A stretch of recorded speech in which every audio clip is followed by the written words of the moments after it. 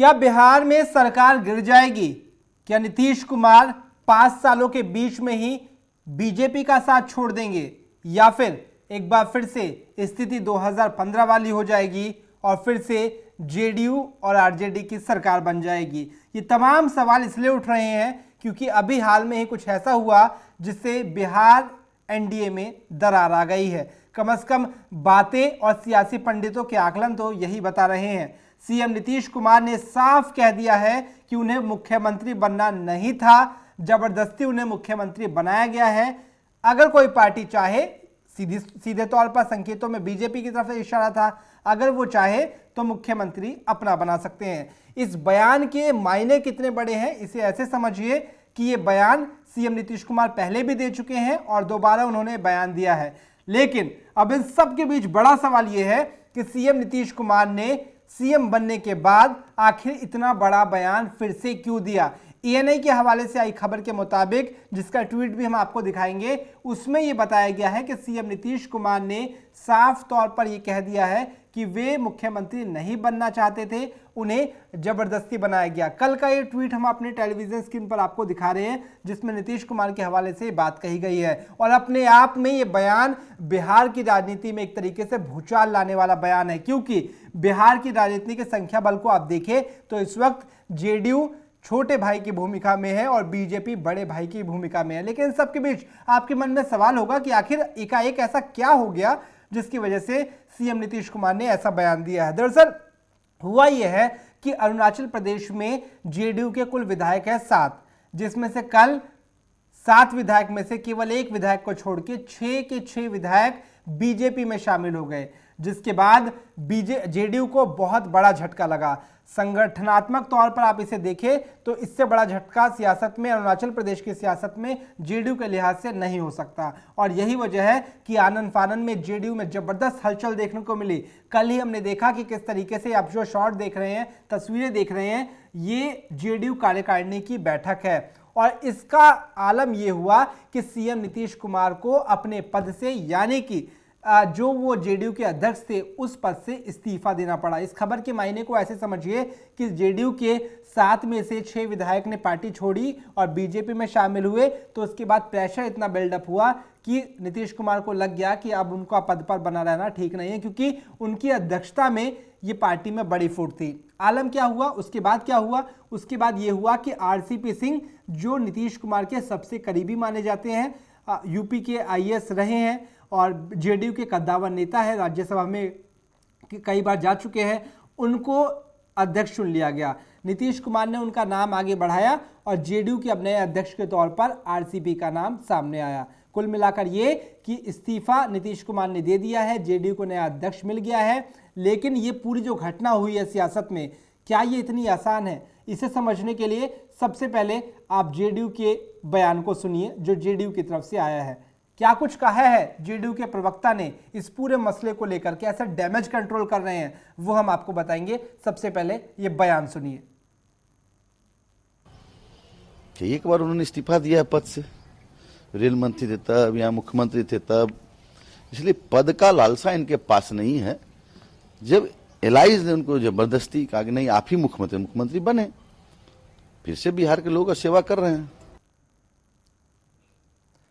तो जेडीयू के प्रवक्ता अब कोशिश करेंगे इस पूरे मसले को डैमेज कंट्रोल करने की, लेकिन सच ये है, स्याह सच ये है कि बीजेपी और जेडीयू में बिहार में सब कुछ ठीक नहीं चल रहा। और इसका बड़ा फायदा हो सकता है आरजेडी को, जो पहले से उम्मीद लगाकर बैठी है कि शायद कोई दरार पड़े और मौका उन्हें मिले। हालांकि नीतीश कुमार के पास भी जेडीयू आरजेडी के साथ जाने का बहुत कम चांस मिला है, क्योंकि एक बार गए थे और उन्होंने पलटी मारी थी, जिसके बाद वो बिहार की राजनीति में आरजेडी के लिहाज से पलटू राम कहलाए गए थे। ऐसे में दोबारा एनडीए का साथ छोड़ के, खासकर बीजेपी का साथ छोड़ के वो आरजेडी में जाएंगे तो किरकिरी हो सकती है। और नीतीश कुमार ये कह चुके हैं कि इस बार जो है उनका आखिरी चुनाव है, मतलब अब वो संन्यास ले सकते हैं, ऐसी अटकलें भी लगाई जा रही है। लेकिन इन सब के बीच अब जिस तरीके से जेडीयू की प्रतिक्रियाएं सामने आ रही है, उसमें बीजेपी की प्रतिक्रिया भी सुनना जरूरी है, क्योंकि नीतीश कुमार के सबसे घनिष्ठ मित्र, उनके साथ सबसे ज्यादा काम करने वाले डिप्टी सीएम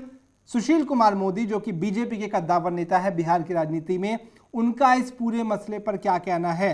कैसे सीएम नीतीश कुमार की नाराजगी के बाद सुशील कुमार मोदी ने बीजेपी का पक्ष रखते हुए बचाव किया और समझाने की कोशिश की कि सब कुछ ठीक हो जाएगा, थोड़ा सा इंतजार कीजिए। सुनिए आप सुशील कुमार मोदी की जुबानी क्या है बीजेपी के अंदर की कहानी।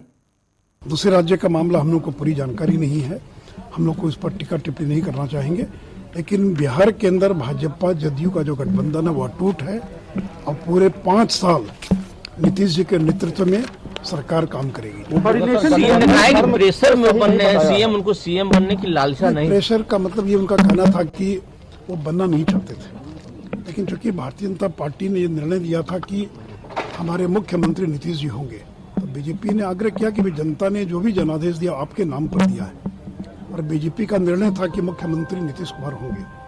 तो हम सब लोगों ने आग्रह किया, जनता दल यू के लोगों ने भी आग्रह किया कि नहीं, आपके नाम पर वोट मिला है, आपके नाम पर हम लोगों ने मिलकर चुनाव लड़ा है, नरेंद्र मोदी जी का मार्गदर्शन और नीतीश कुमार जी का नेतृत्व है। तो बाद में वो तैयार हो गए। तो मन में किसी के भी आ सकता है कि मैं बनूं कि न बनूं, लेकिन अंततः जनता दल यू, बीजेपी, हम और वीआईपी पार्टी, इन सभी नेताओं के आग्रह पर उन्होंने मुख्यमंत्री बनना स्वीकार किया। आपके दिल्ली जाने के बाद क्या कोऑर्डिनेशन की कमी हो गई है, क्योंकि आप जब तक थे यहाँ तो कोऑर्डिनेशन बेहतर था, अभी कम है? कोई कमी नहीं है, और हम लोग थे उस समय भी यदा कदा कुछ न कुछ घटनाएं होती थी, लेकिन दोनों के बीच इतना बेहतर तालमेल है और दोनों तरफ का नेतृत्व इतना सक्षम है कि हर तरह की समस्या का समाधान करने में और सक्षम है। और आरसीपी जी जो बने हैं राष्ट्रीय अध्यक्ष, हम लोग उनको अपनी बधाई और शुभकामना देते हैं और मुझे पूरा विश्वास है कि आरसीपी सेना के नेतृत्व में जनता दल यू और बीजेपी का तालमेल और बेहतर हो। तो सुना आपने, बीजेपी के कद्दावर नेता ये कह रहे हैं कि जेडीयू के 6 विधायक उनकी पार्टी में शामिल हो गए, लेकिन दूसरे राज्य का मामला है उन्हें नहीं पता। ऐसा हो सकता है भला? खैर आगे बढ़ते हैं। सीएम नीतीश कुमार ने जो बयान दिया और जो कदम उठाया प्रेसिडेंट पद से, यानी कि जेडीयू के अध्यक्ष पद से इस्तीफा देने का, आखिर उसके मायने फटाफट मैं आपको समझा देता हूं। दरअसल सीएम नीतीश कुमार के हवाले से एक बयान आया पद छोड़ने के बाद। उन्होंने ये कहा कि मैं मुख्यमंत्री भी हूं, मेरी उम्र हो गई है, ऐसे में बतौर मुख्यमंत्री राज्य का काम देखना और उसके बाद पार्टी को चलाना थोड़ा मुश्किल हो रहा होगा। और यकीनन इसमें थोड़ी सच्चाई भी है, क्योंकि वो मुख्यमंत्री हैं, आमतौर पर विधायक से नहीं मिल पाते होंगे, पार्टी का विस्तार जरूरी है। ऐसे में अपने सबसे भरोसेमंद सिलपसहार आरसीपी सिंह को उन्होंने चुना है, उनको पार्टी की कमान सौंपी गई है।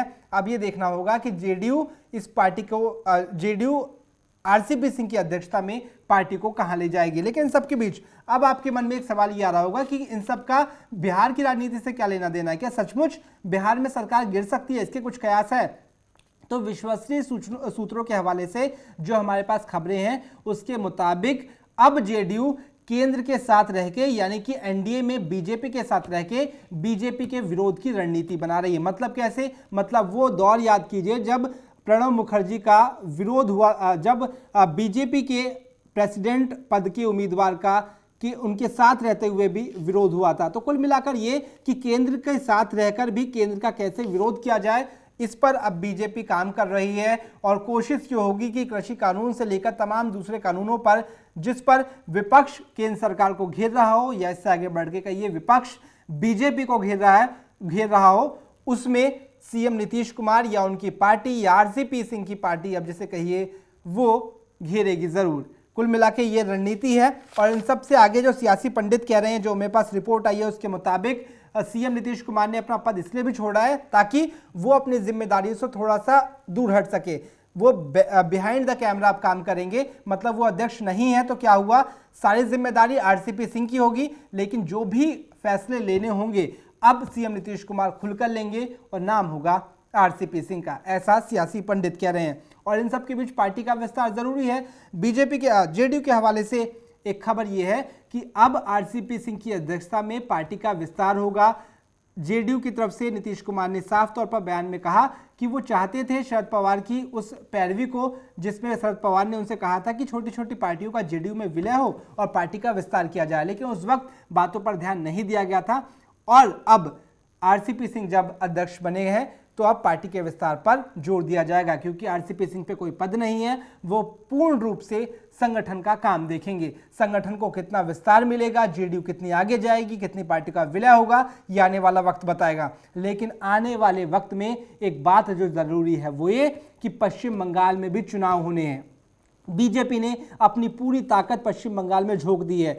ऐसे में जेडीयू का स्टैंड क्या रहता है? क्या जेडीयू एनडीए के साथ मिलकर वहां चुनाव में उतरेगी, या जिस तल्ख तेवर के साथ नीतीश कुमार अभी नजर आ रहे हैं, इसी तल्ख तेवर के साथ एनडीए में दरार हो जाएगी और जेडीयू पश्चिम बंगाल में अकेले लड़ेगी? इन सब के बीच देखने वाली बात यही होगी। लेकिन फिलहाल इस पूरी रिपोर्ट में इतना ही। आगे फिर मैं आपके साथ कुछ दिलचस्प रिपोर्ट साझा करूंगा, इनसाइड स्टोरी बताऊंगा, एक्सप्लेन करूंगा, ताकि आसान भाषा में आप भी सियासत को समझे, उन खबरों को समझे जिनका सरोकार आपसे है। फिलहाल बिहार की राजनीति से भूचाल लाने वाली ये खबर ये इतनी ही थी। इसके आगे जो भी कुछ बातें होंगी मैं आपके साथ साझा करूंगा। आप देख रहे थे J24 न्यूज़ का डिजिटल प्लेटफॉर्म और मैं था रवि आपके साथ। धन्यवाद।